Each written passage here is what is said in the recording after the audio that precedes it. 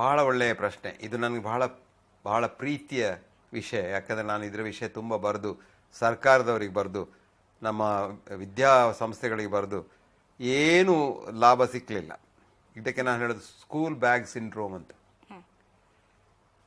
ಚಿಕ್ಕ ಮಗು ಬಹಳ ಬುದ್ಧಿವಂತ, ಆಲ್ಮೋಸ್ಟ್ ಎ ಜೀನಿಯಸ್. ಶಾಲೆಗೆ ಹೋದ ಕೂಡಲೇ ಅದು ಇಡಿಯೇಟ್ ಆಗ್ತದೆ. ಶಾಲೆಗೆ ಹೋಗುವವರೆಗೆ ಅದು ಜೀನಿಯಸ್. ಯಾಕೆ ಅಂದರೆ ಶಾಲೆಗೆ ಹೋದ ನಂತರ ಈ ಪುಸ್ತಕದ ಬದನೆಕಾಯಿಯನ್ನು ಅವರ ತಲೆಗೆ ಹಾಕಲಿಕ್ಕೆ ಪ್ರಯತ್ನ ಮಾಡೋದು. ಇದು ಯಾವ ಇದಕ್ಕೆ ಈ ವಿದ್ಯೆ ಅಂತ ನನಗೆ ಅರ್ಥ ಆಗೋದಿಲ್ಲ. ಈ ವಿದ್ಯೆಯಿಂದ ಯಾವ ಲಾಭ? ಈ ವಿದ್ಯೆಯಿಂದ ಅವನಿಗೆ ಆಲೋಚನಾ ಶಕ್ತಿ ಹೆಚ್ಚಾಗ್ತದೆ? ಇಲ್ಲ. ಅವನು ಬುದ್ಧಿವಂತನಾಗ್ತಾನೆಯೇ? ಇಲ್ಲ.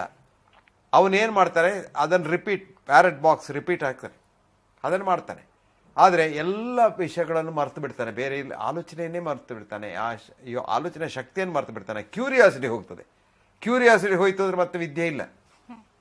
ಮತ್ತೆ ವಿದ್ಯೆಗೆ ಏನು ಇರಬೇಕು? ವಿದ್ಯೆಯಲ್ಲಿ ಸ್ವಲ್ಪ ಜ್ಞಾನದ ಒಟ್ಟಿಗೆ ಅವನಿಗೆ ಸ್ವಲ್ಪ ಮಾರಲ್ಸ್, ಎಥಿಕ್ಸ್ ಕೂಡ ಕಲಿಸ್ಬೇಕು.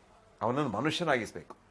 ವಿದ್ಯೆ ಬರೇ ಒಂದು ಕೆಲಸ ಸಿಕ್ಕಲಿಕ್ಕೆ, ಸಂಬಳ ಸಿಕ್ಕಲಿಕ್ಕೆ ಅಲ್ಲ. ವಿದ್ಯೆ ಒಂದು ಮನುಷ್ಯನನ್ನು ಒಂದು ದೇಶದ ಪ್ರಜ್ಞಾವಂತ ಪ್ರಜೆಯಾಗಿ ಪರಿವರ್ತಿಸಬೇಕು. ಆ ಪ್ರಜ್ಞಾವಂತ ಪ್ರಜೆಗೆ 2 ಲಕ್ಷಣಗಳಿವೆ. ಒಂದು, ಕೆಲಸ ಮಾಡುವಂಥ ಒಂದು ಹುರುಪು.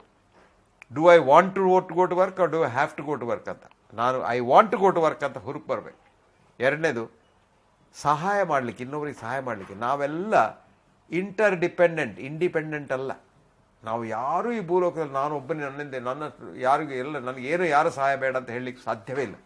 ನೀನು ರಾಜನಾಗಿರ್ಬೋದು, ಯಾರು ಸಹಾಯ ಬೇಡ ಅಂತ ಹೇಳಿದರೆ ನೀನು ರಾಜನಾಗುವುದಿಲ್ಲ. ನಮಗೆ ಇನ್ನೊಬ್ಬರ ಸಹಾಯ ಇಲ್ಲದೆ ಈ ಲೋಕದಲ್ಲಿ ಇರಲಿಕ್ಕೆ ಸಾಧ್ಯ ಇಲ್ಲ. ಇನ್ನೊಬ್ಬರ ಸಹಾಯ ಬೇಕಾದರೆ ಇನ್ನೊಬ್ಬರನ್ನ ಪ್ರೀತಿ ಮಾಡಬೇಕು. ಅದನ್ನು ವಿದ್ಯೆಯಲ್ಲಿ ಕಲಿಸ್ಬೇಕು. ನಾವು ಕಲಿಸೋದಿಲ್ಲ. ಇವತ್ತ ಮಕ್ಕಳಿಗೆ ನಾವು ಇಲ್ಲಿ ಇರುವುದು ಬೇರೆಯವರಿಗಾಗಿ, ಪರೋಪಕಾರಾರ್ಥ ಮಿತಶರೀರಂ.